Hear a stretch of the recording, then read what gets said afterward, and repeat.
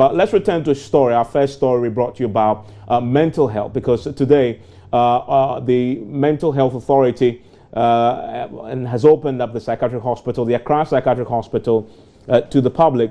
And it's a rare situation, and several individuals were attracted, included the second lady, Matilda Mr. Arthur, and the NDC's parliamentary candidate for the Krotikole area, Dr. Zanetor Rawlings, who were part of those who visited the place, and they expressed concern, obviously, about the conditions at that particular hospital. Beryl Richter is our reporter, and she was there for us. And Beryl, thank you for joining me in the studio. You saw the conditions yourself. We had Zanetor Rawlings talk about how deplorable they are. How bad are they? Evans, it's really bad. When you go to some of the wards, it's very congested. A room that is supposed to contain about, let's say, 10 people, you have about 15 or 16.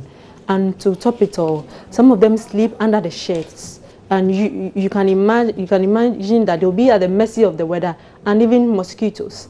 There are washrooms also in a bad state. It needs rehabilitation. As you heard Zanetor mention early on, indeed, the hospital needs help.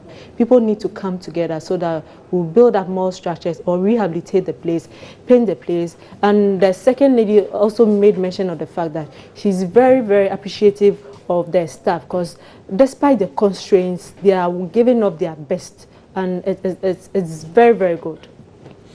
So what is it that any of them promised to do about this? I heard Zanetor talk about printing a brochure. Okay, yes, for Zanetor, at a point she almost got emotional.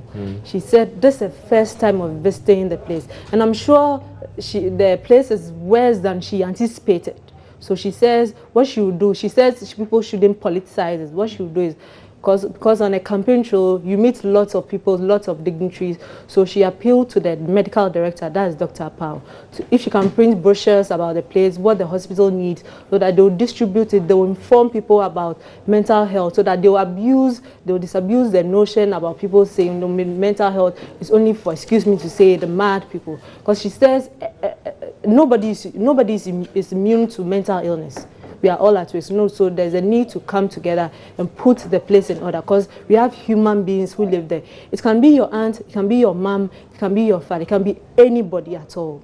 And we're seeing some of the beds used in the hospital. It looks terrible. Yes, very The beds have no mattresses on them. Is that what it is? Some have mattresses, some don't have mattresses. So those who don't have mattresses, they sleep on the floor. I mean, they can't. What is this that we are looking at? I mean, is it the bathroom? Or what is There's the bathroom. There's the bathroom. You're joking? Is this where they bath? Yeah, there's the bathroom.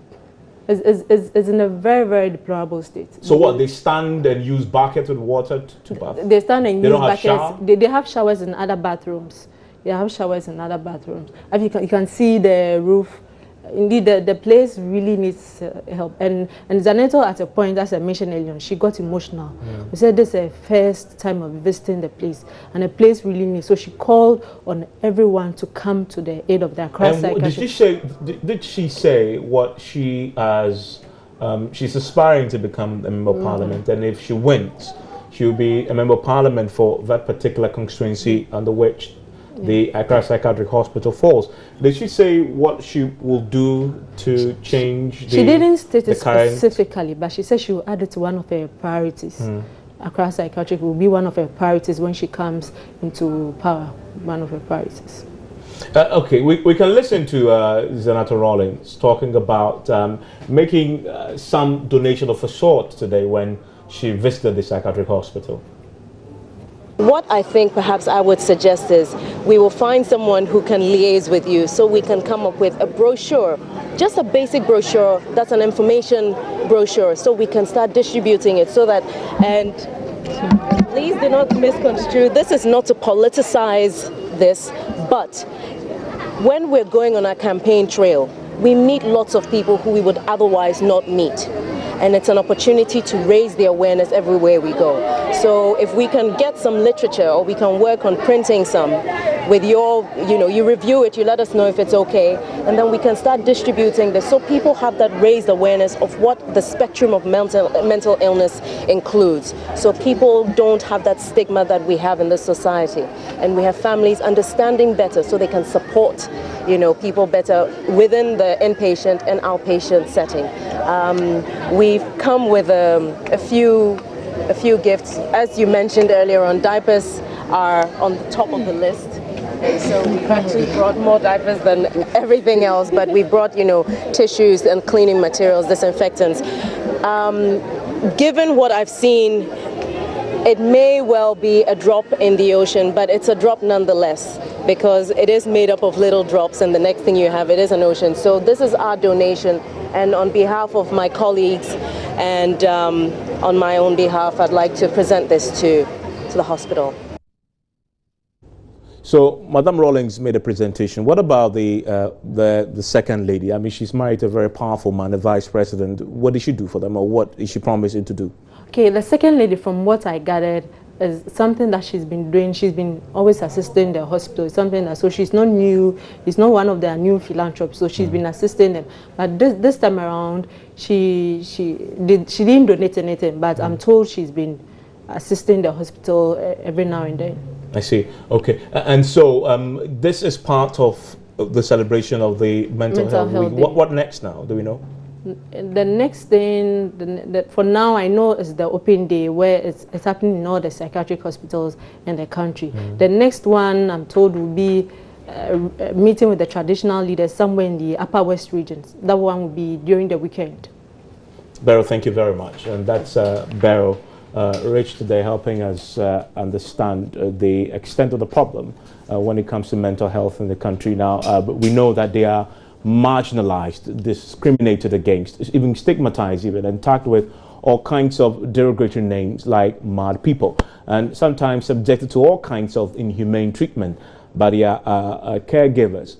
That's the situation mentally ill persons in Ghana face. The sad reality is that their situation is sometimes attributed to spiritual causes. Now, Beryl again spent some time with a mentally challenged person in one of the country's mental health facilities, and has come through with this report. The African world perspective about mental illness continues to remain a challenge to the quest to deal with the stigma and loss of dignity and respect they are faced with. Indeed, the mere sight of a mentally challenged person induces fear in most people, especially children. They are regarded violent and aggressive. In fact, there are doubts as to whether mental patients ever get treated, and the lucky ones who recover or get treated find it difficult reintegrating into the society. To crown it all, people even doubt their capabilities to do something worthwhile, just like the supposed sane man. As part of my tour around some of the mental health facilities, I couldn't help but to notice this gentleman, whom for ethical reasons, I identify him as Kojo. Kojo was singing to some of the patients when I got to the facility.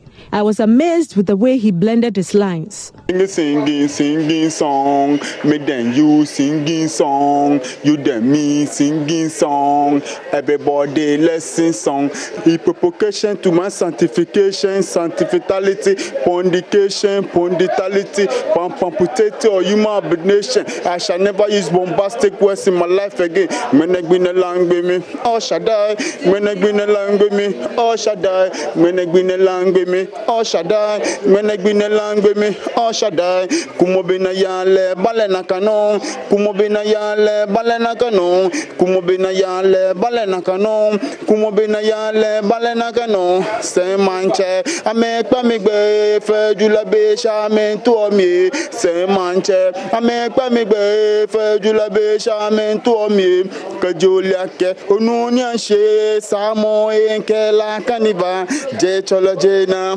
Joy, J. Cholajena, Joy, singing song, me then you singing song, you then me singing song, everybody let's sing song, it then me there singing song. With creative minds like Kojo locked up in psychiatric care, Ghana's talents could be wasting away. For Joy News, Beryl Richter. and verify that particular story. And we'll be back with more from the campaign trail. We'll return to Nana Dankwa Akufo-Addo's interaction with the AGI and bring you additional information on what the President, John Dramani Mahama, has also been doing today in the Greater Accra region. He also tours Accra with just over 50 days to go before the elections on December 7th. Stay with us here on The Pulse.